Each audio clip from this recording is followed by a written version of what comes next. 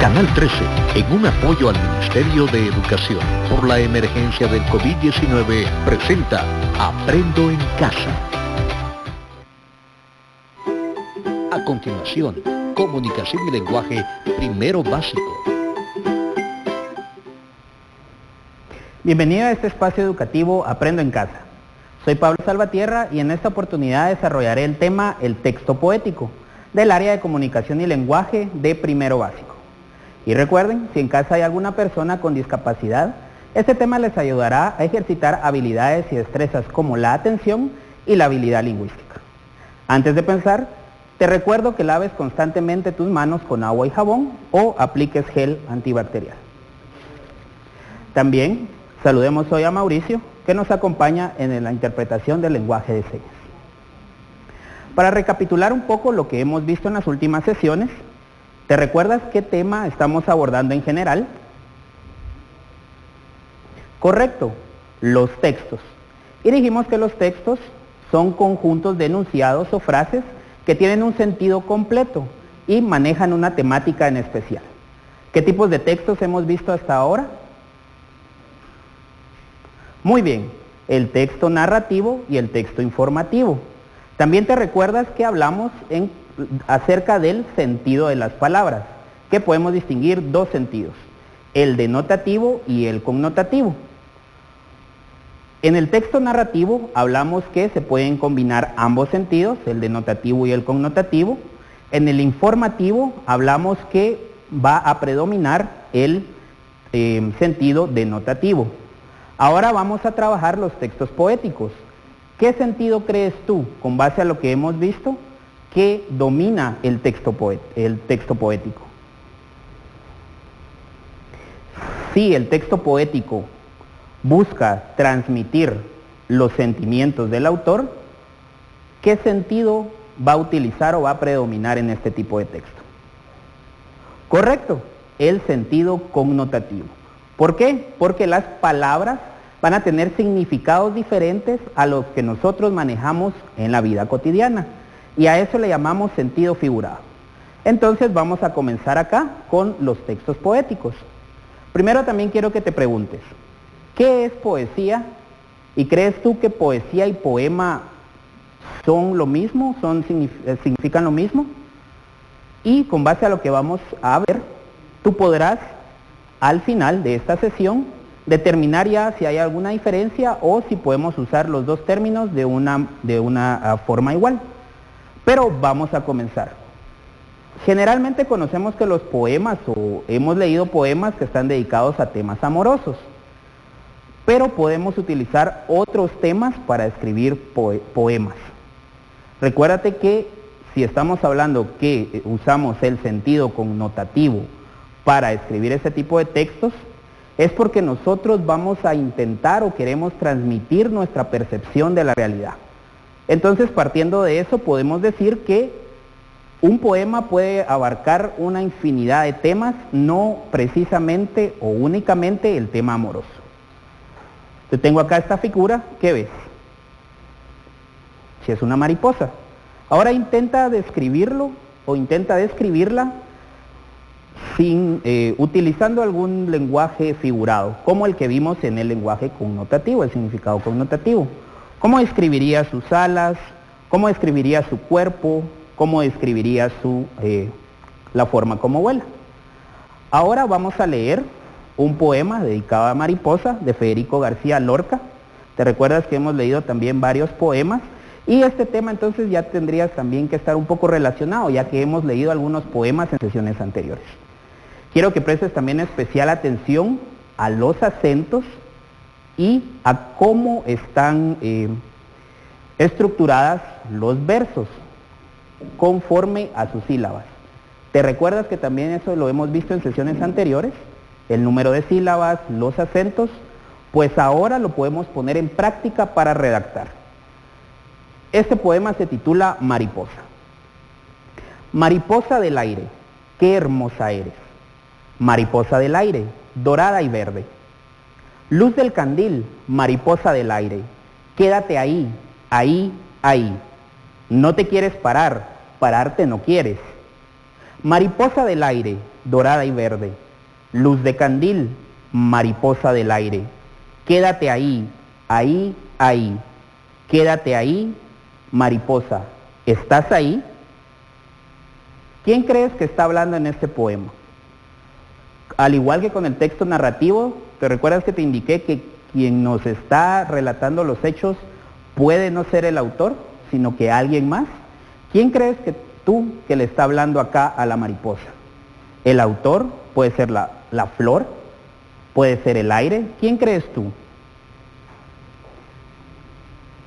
Y en cuanto a estos textos, al igual que los textos anteriores, narrativo e informativo, vamos a encontrar una estructura. Y es una estructura sencilla, verso y estrofa. Verso, vamos a decir, que es la división menor del poema. Y cada uno se relaciona con los demás versos.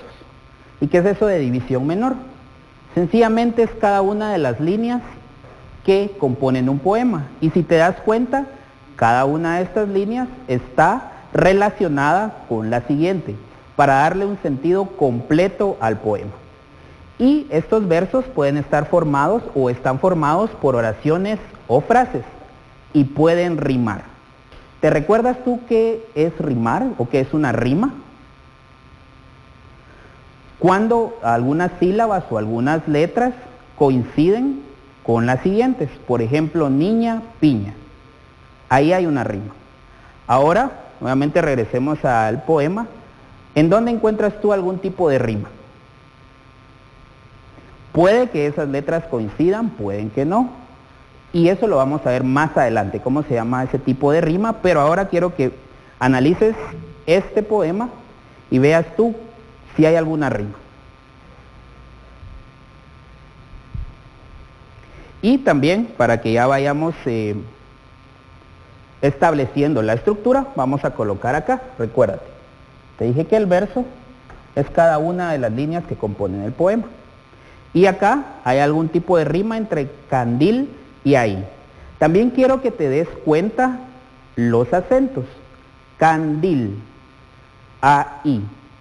¿En dónde está el acento? ¿Crees que hay musicalidad utilizando esas palabras? Luego tenemos la estrofa.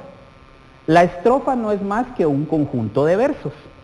Acá, por ejemplo, tenemos varios versos, 1, 2, 3, 4, 5, 6, 7, 8, 9 versos, que van a formar la estrofa. Y pueden repetirse a lo largo del poema. Acá quiero que analices también, ¿cuáles ves tú o qué enunciados, frases u oraciones ves tú que se repiten a lo largo del poema? Mariposa del aire, mariposa del aire.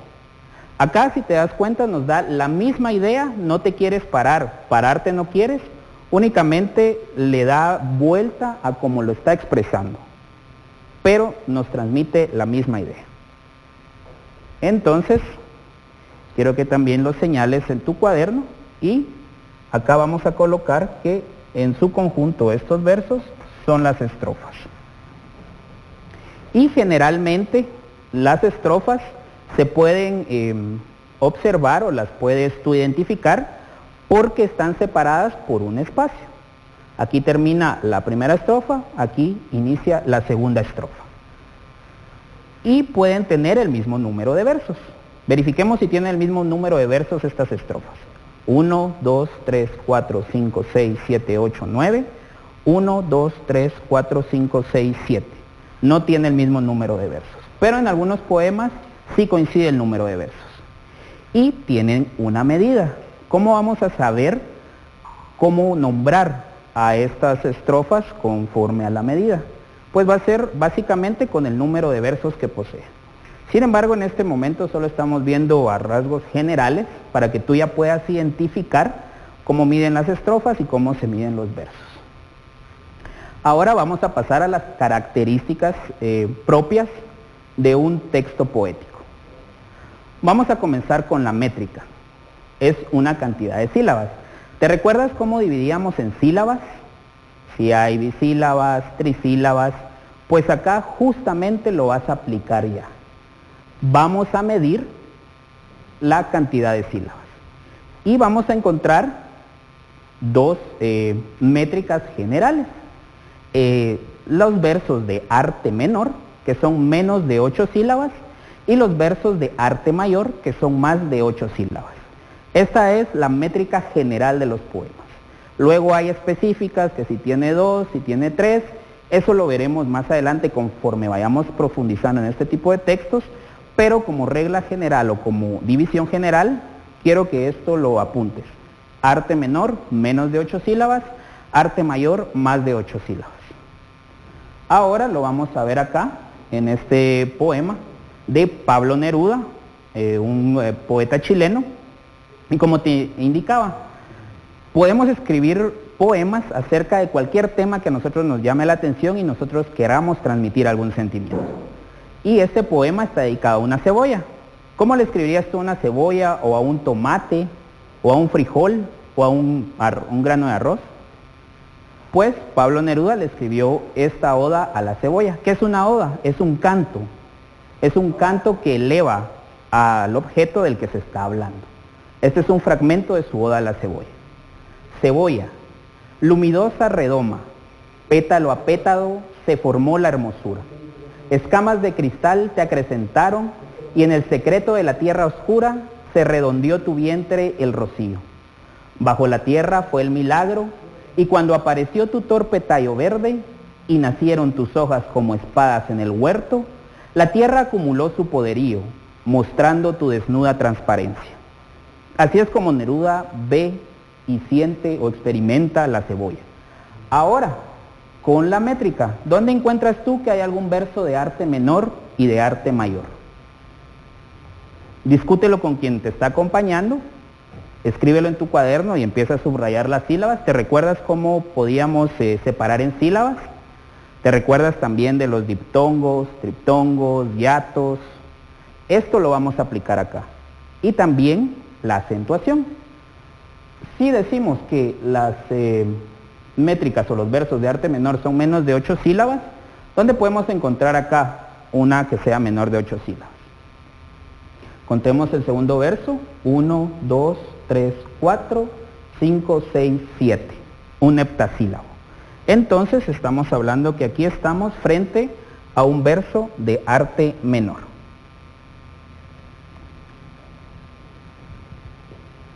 Luego, ¿en dónde encuentras tú un verso de arte mayor? Más de 8 sílabas.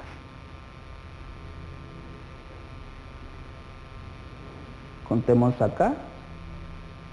1, 2, 3, 4. ¿Te recuerdas de los diptongos? 5, 6, 7, 8, 9. Aquí hay algún hiato, diptongo. ¿Crees que se separa la sílaba? ¿Que esta tilde rompe el diptongo? Entonces acá estamos frente a un verso de arte mayor. Tiene más de 8 sílabas.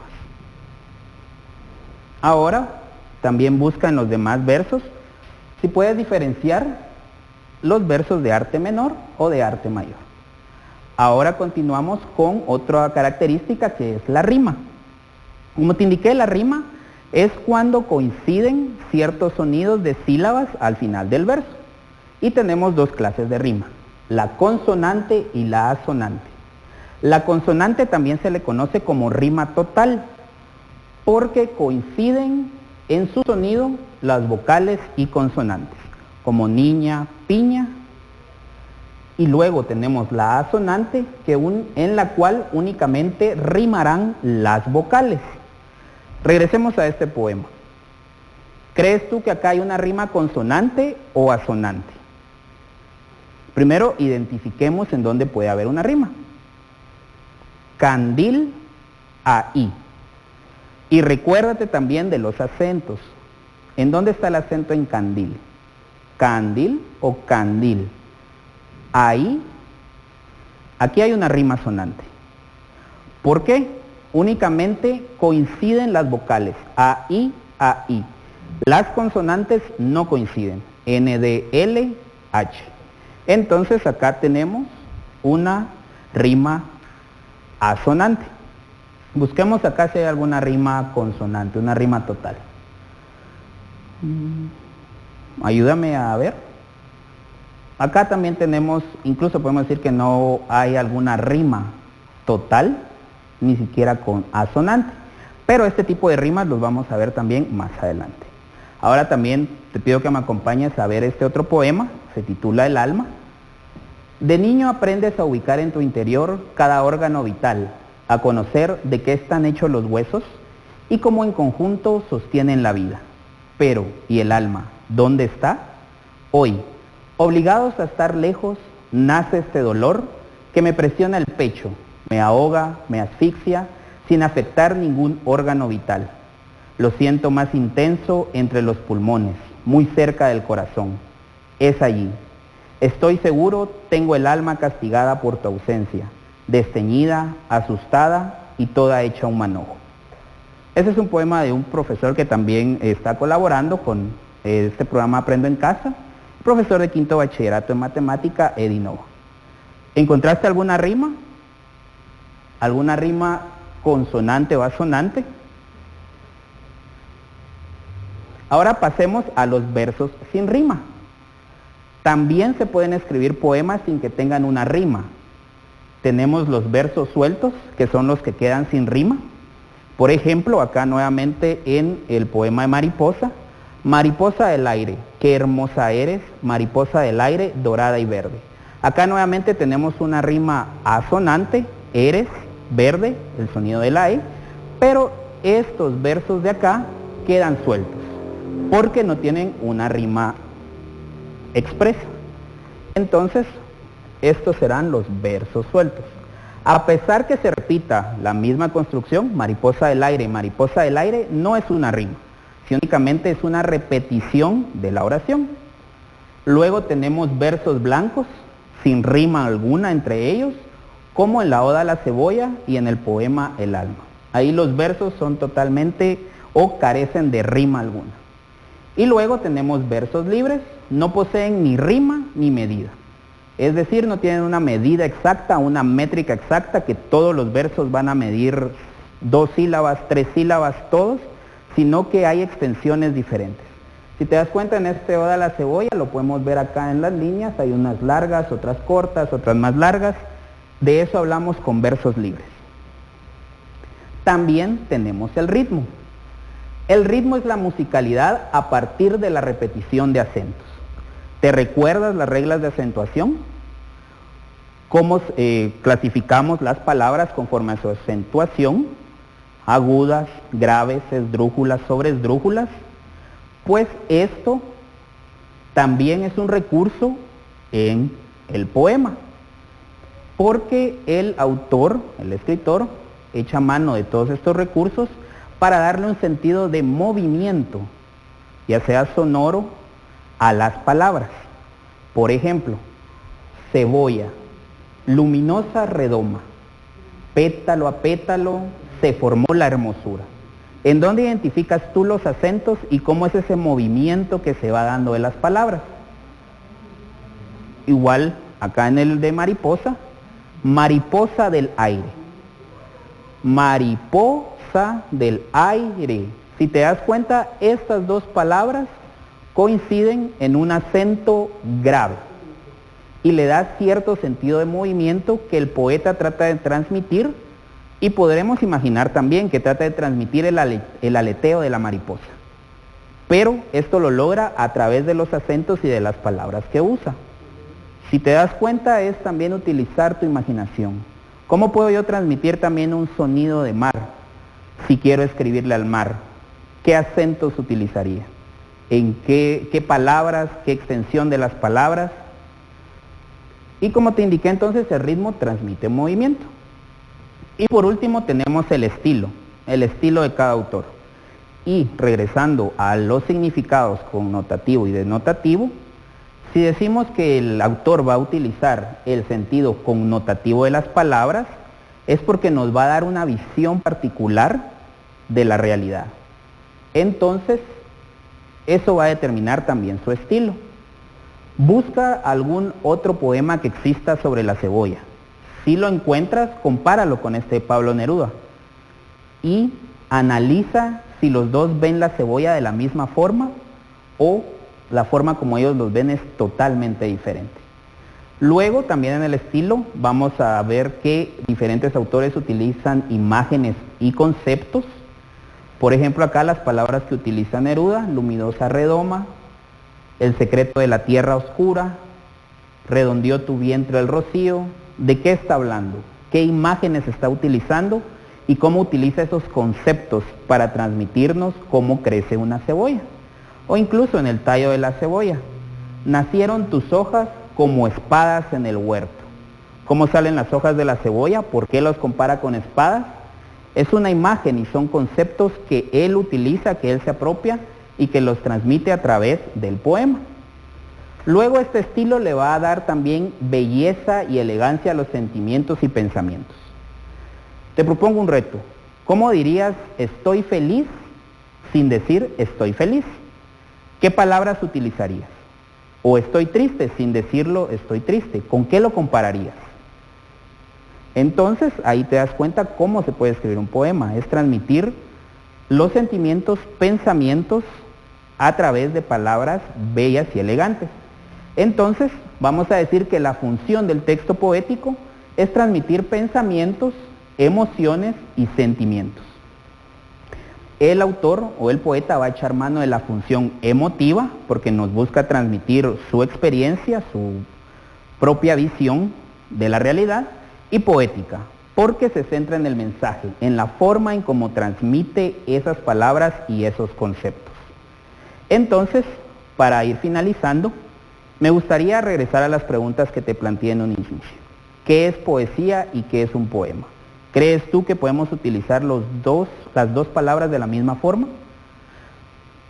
General, como información general. Poesía es el género literario que se desprende del género lírico. Lírico se le llamaba porque en la antigüedad se expresaba esto por medio de canciones tocando una lira. De ahí ya se desprende el poema, que es la manifestación física escrita de la poesía. Entonces, la poesía es el género literario y el poema la expresión escrita de ese género literario. Y para cerrar también lo que hemos visto acerca de los textos, te recuerdo: texto narrativo es el que nos relata sucesos, podemos combinar el significado denotativo y connotativo. El texto informativo nos da una información de la realidad, utilizamos el sentido denotativo, y el texto poético busca transmitir pensamientos, sentimientos de la realidad a través del uso del lenguaje connotativo. Espero entonces que haya quedado claro, si no también puedes buscar tú y profundizar más. Y ahora, para esta asignación, te queda la siguiente actividad. Acá, como te indiqué, tenías que analizar quién estaba hablando. Ahora te propongo, escribe un diálogo en verso, ya sea con rima, sin rima, entre una mariposa y una cebolla. ¿Qué crees tú que se diría? Lo puedes hacer y luego te invito a que lo dibujes para que lo tengas también visualmente. Y te recuerdo que vayas guardando todas estas actividades, todos tus trabajos y ejercicios en tu portafolio Aprendo en Casa, y que también compartas con algún adulto o con quien estés acompañado qué aprendiste en el programa, y que compartas también en la información de los textos para que también tú puedas verificar si te quedó claro y puedas diferenciar cada texto. A partir de ahora entonces, tú ya tienes las herramientas necesarias para poder identificar qué es un texto narrativo, informativo y poético, y cuando leas el periódico, algún libro, en redes sociales, tú ya puedas diferenciar qué tipo de texto estás tú abordando. También te recuerdo que hay algunas fechas especiales o algunas conmemoraciones ahora en junio. El 5 de junio tenemos el Día del Medio Ambiente, por lo cual te invito a reducir, reutilizar y reciclar. Te recuerdo, lávate las manos con agua y jabón o aplica gel antibacterial. Y quédate en casa porque juntos saldremos adelante. Gracias por tu atención y hasta una próxima oportunidad.